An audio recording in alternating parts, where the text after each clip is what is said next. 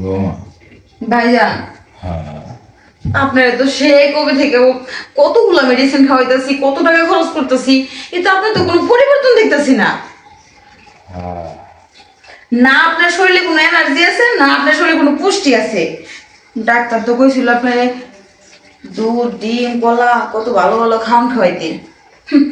আর আমার ভাই যে কামাই করে হেয়া দিয়ে সংসারও ঠিক মতো চলে না, আর আমি ভালো ভালো খাওয়ান করতে খাওয়াবো। ঠিকই কইছে বৌমা, ছোট ভাইটা অনেক কষ্ট করে তো, টাকা পয়সা পাইব, ভালো করতে আর খাওয়া হইল না।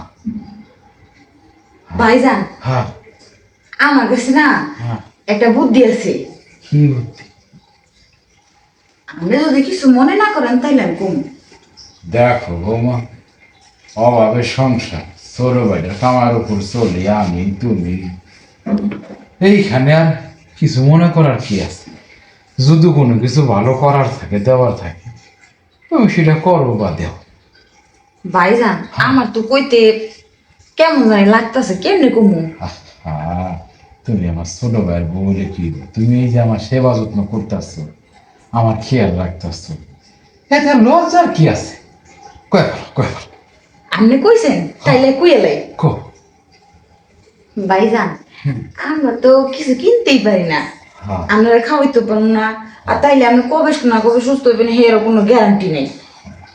আমি কইতেছিলাম যে কি? মানে আমার কাছে তো মানে দুধ তো আছেই না, হ্যাঁ আসছে, আসছে আসছে। তাইলে এত অল্প অল্প করে খাইলেও তো মনে করেন আপনি সুস্থ হয়ে যাবেন, তাই না? হ্যাঁ বাবা, এই কথা তো তুমি আমার আগে করো না। এই যে একটু একটু করে খাইলে তো আমি সুস্থ মনেরই কথা। হ্যাঁ, শরীরে পুষ্টি হইব। হ্যাঁ, আর ঘরের জিনিস ঘরেই থাকলো, তাই না? তাইলে ভাইজান, হ্যাঁ, আমি আপনি দিয়ে এমনি খান। হ্যাঁ, আর তুমি এখানে বসো, বসো।